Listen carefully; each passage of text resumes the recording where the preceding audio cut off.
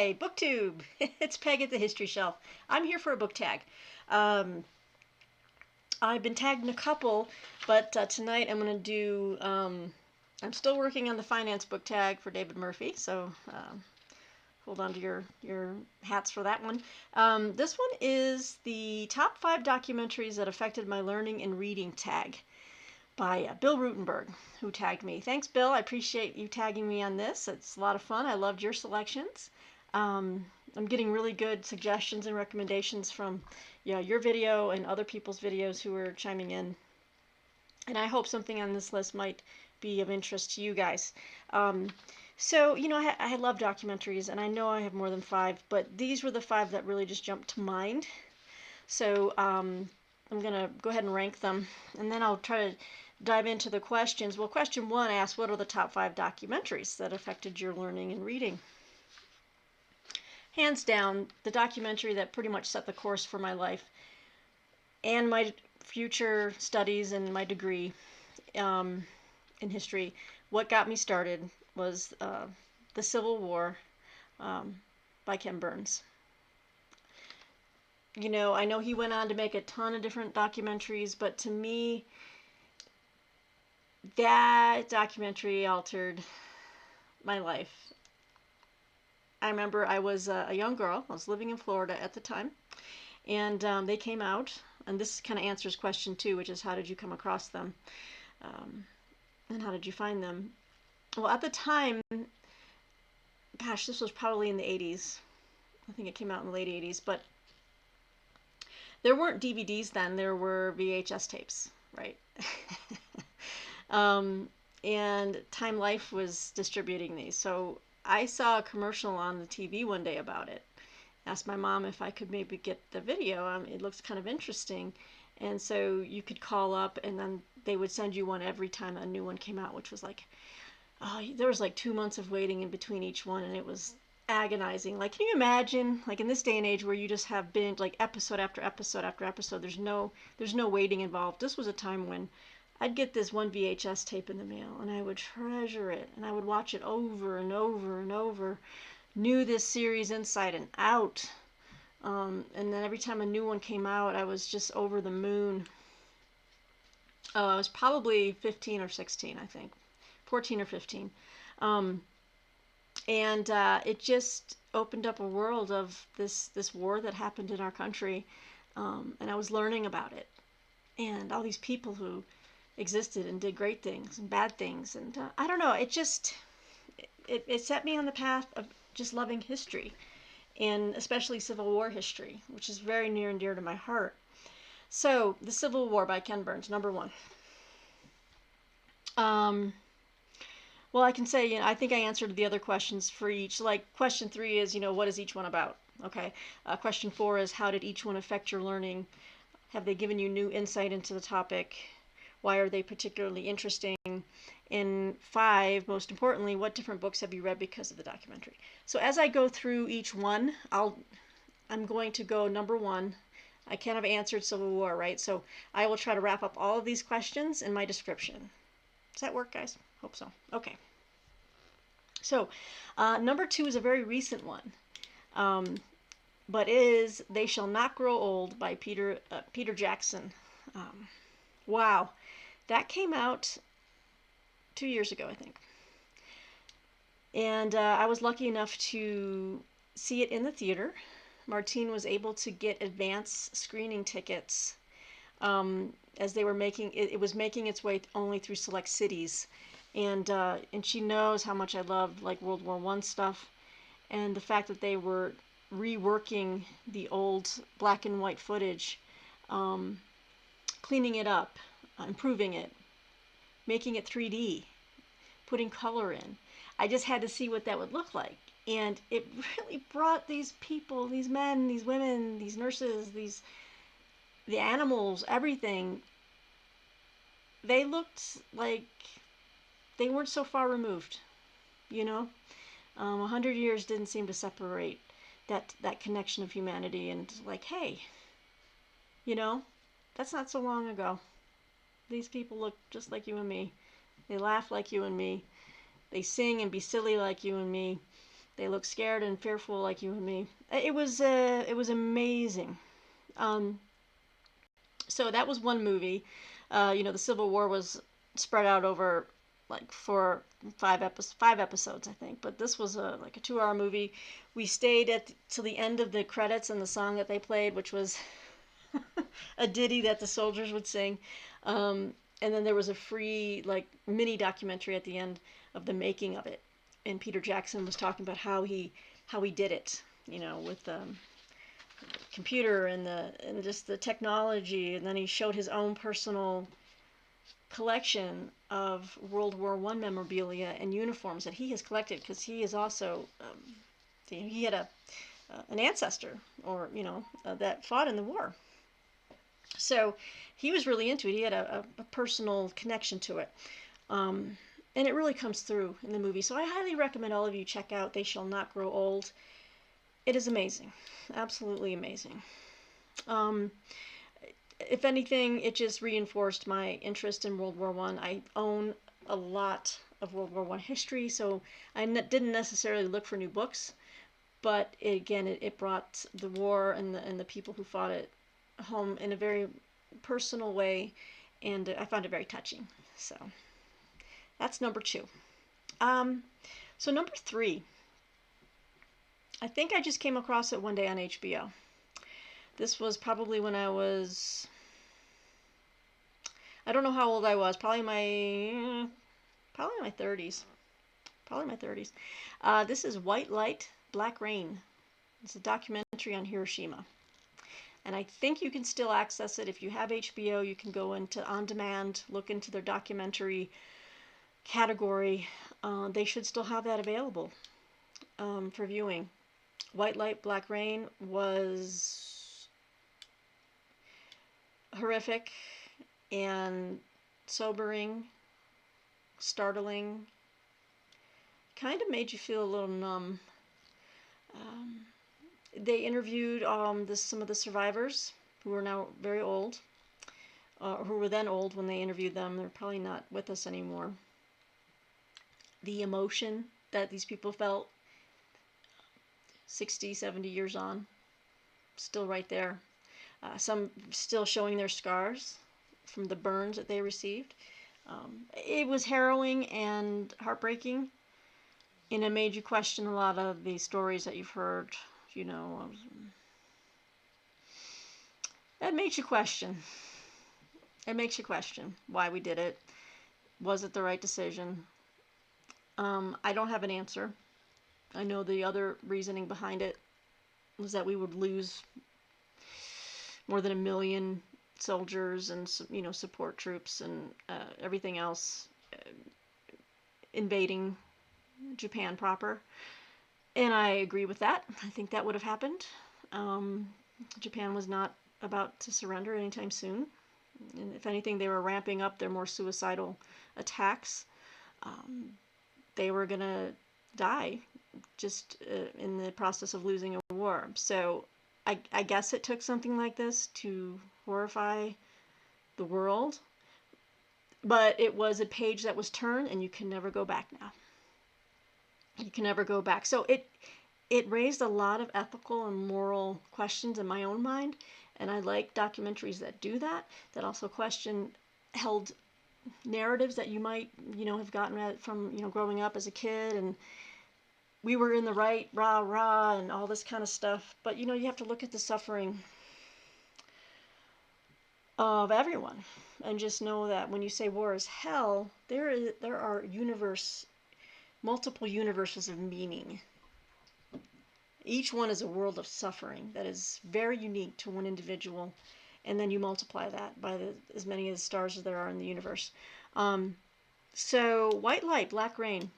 I'm not sure, but it looks like it was made in 2007. So I did write that down, so yay for me. So 2007, I was in my 30s when I saw that. Anyway, I highly recommend you guys check that one out. And it made me interested. I purchased some more books on Hiroshima. It has led me to also want to study the firebombing of Dresden which was in many ways equal in the horror and the suffering that was involved there. So that documentary has affected my learning and reading in that sense, and then I branched out, and I'm reading more about other things that were similar, and whether they were ethical, was this necessary, that type of stuff. So that's number 3. Let's go to number 4. And I don't have the maker of this. Let me see if I can just Google this real quick while I tell you. Many of you might have heard of a documentary called The Fog of War. It was an amazing documentary. This was from 2003.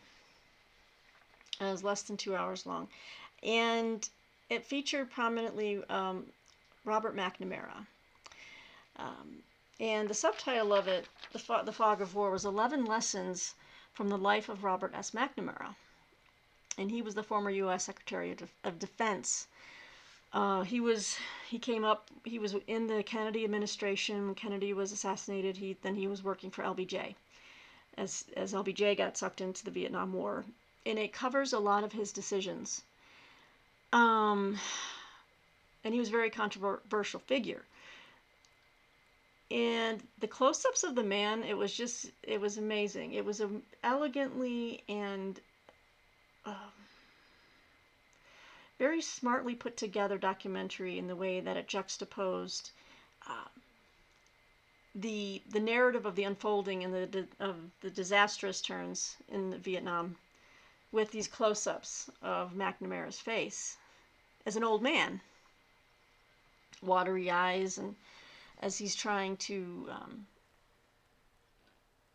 mostly justify his decisions. Sometimes he questions his own decisions, but it's it's one of those documentaries that can make you feel a little awkward as you're watching it because that person's squirming a bit, So, but I think that's a good element of a good documentarian is when it makes the subject start to actually look at their own story that they're telling as they're telling it.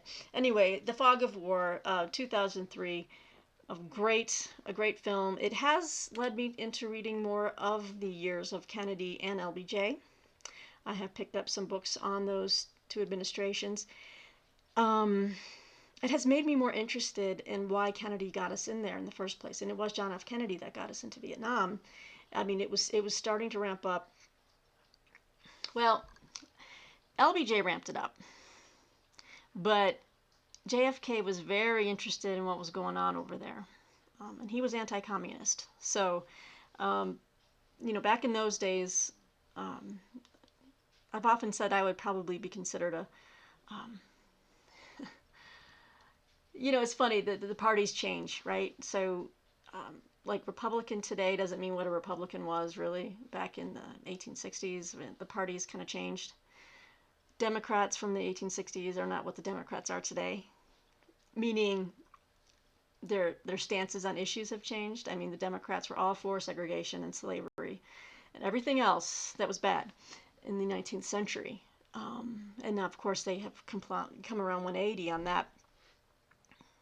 But, so, JFK was a Democrat.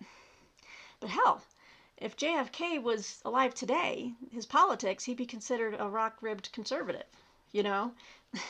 So, I mean, I don't know. I always think that I'd be a JFK liberal conservative. That's who I identify with. But, I don't agree with what was going on, the shenanigans with... what was it, the assassination of the Vietnam guy? Oh God, the Vietnam. I can't pronounce the name, so I don't want to, try to. But there was that coup, and that went astray. But anyway, I'm getting off track here. But it made me interested in learning how we started to get in to Vietnam and how we started to get our little tentacles all mixed up out there. So The Fog of War was responsible for that. It kind of made me want to learn a little bit more. It also made me want to get this book, which is very new. This is from Cambridge University Press. I made mistakes. Robert McNamara's Vietnam War Policy, 1960 to 1968, by Aurelie Basha Novaziet. That's the best I can do.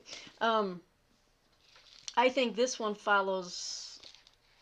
This will be a perfect companion to that video if you guys are interested. Again, it's Cambridge University Press. I haven't read it yet, but it's on my bookcase right next to me here to read. So, yeah, I can say the fog of war has affected my learning and reading in that aspect.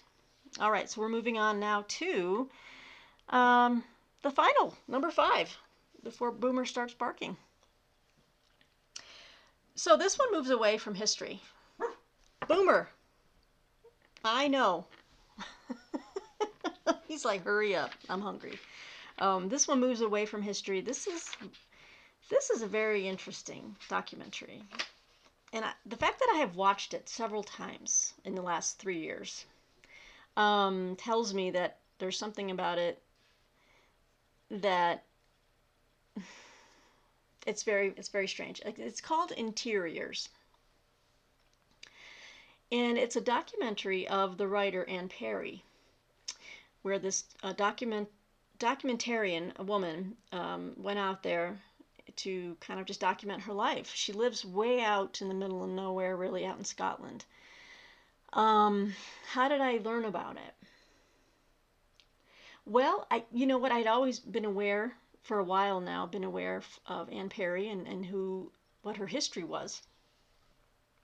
So when I heard about this documentary, maybe I saw it browsing one day when it was on like a trailer on YouTube or something, and I was like, oh my gosh, I have to see this. First of all, as a writer myself, I'm always intrigued by, I love books that cover or explore how writers write, where they write, their habits, what their offices look like, the physicality of writing, seeing them in their studies writing.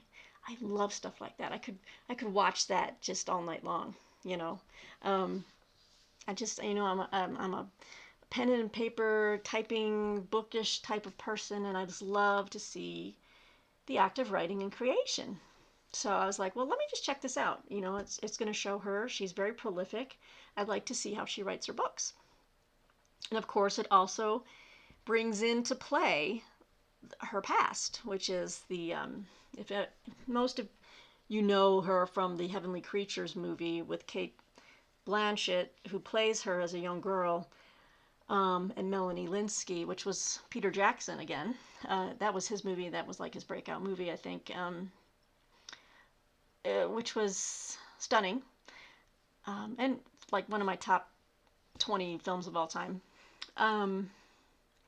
But she was involved in the murder of her friend's mother when she was 16, and she went to solitary confinement. I think she was in there for like 5 years maybe, came out, changed her name, and just became a best-selling mystery writer after several years of trying to find her way. So it kind of the documentary explores the people who work around her, like her groundskeeper, her secretary, who kind of types up her novels in this upstairs attic room. Very sweet, quiet, little lady. You meet Anne Perry's brother, who is like her research assistant, and everyone just kind of dances around Anne, and it's she's like the sun in everyone's orbit, at the center of their universe, and it's very fascinating. And she tries to draw in the controversy, the issue, and interview the people around her and what they think, which is they think, she's atoned and everyone should leave her alone, and this kind of stuff. And just check it out. I think it's on Amazon Prime, so if you have Prime Video, you can watch it for free. But when you Google it or you type it in, just know that you're probably going to have a Woody Allen movie pop up first. He made a movie called Interiors with Diane Keaton, which is, I love Woody Allen movies. I don't care what people say. The man was a genius. He was a genius. His movies are funny, at least back in the day. I grew up on Annie Hall and Manhattan, Crimes and Misdemeanors. I love him. Anyway, but Interiors wasn't one of his better ones. I think it was his homage to Ingmar Bergman, but it's kind of a snoozer. But anyway, you'll see Interiors. That probably might pop up. Just keep looking, and you'll see like a image of a woman standing on a shore, alone, looking out at a lighthouse. That's the one. Take a look and let me know what you think. That documentary made me want to learn more about the actual trial of her murder case back when she was 16. So I picked up a book called, oh, now I'm blanking on it. I'll try to remember later and put it in the notes below. But it made me pick up a couple of books about Anne Perry. And I also tried reading some of her novels. I think I should probably start reading some of her later novels because when you're a first-time author, things are like a little clunky. I read like the first book in the Thomas and Charlotte Pitt series, the very first novel. Because again, I have to read things in order, but this time around I might have to back it up because I think I need to see how her writing has evolved from her first release in 1981 or whatever it was. But she's written a ton of books, like hundreds in these two series that she writes, but at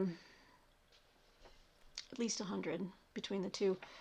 So there you go. There's my top 5, but I have more. But we've got the Civil War, Ken Burns. Yes, highly recommend. They Shall Not Grow Old by Peter Jackson. Fabulous. White Light, Black Rain. And I will list these all below so you can see them and try to give you any helpful links to take you straight there. The Fog of War, 11 Lessons from Robert McNamara. And Interiors, which is a study of a very controversial writer living in seclusion and the people around her. It raised a lot of questions. And it's one of those documentaries that keeps you thinking about it. In fact, I feel like watching it again. It was that good. It was just that good. Again, but I like watching writers write. Oh, interesting thing about Anne Perry. She writes all of her books in longhand on a legal pad. She just kicks up her feet on a recliner and she just has a pillow on her lap and she just writes longhand. Now her writing they showed in the documentary it's just illegible. So oftentimes her poor secretary has to have her come upstairs and say, what was this word? I can't make this out. And even she can't read her writing sometimes. Oh, anyway, guys, well, that's my tag. I hope I did a good job there, Bill, at Bill Rutenberg's library. I will list the prompts below. I don't know who else might be interested in doing this. Anyone out there interested in doing this? I don't know if anyone out there is a big documentary. Anyone out there amongst the BookTube regulars who like documentaries and you have something to say about it, I tag you. So I'll leave the prompts below. I'll leave my listed documentaries below. And I hope you guys are having a great, fabulous Friday night. We'll talk to you soon. Have a great night. Bye.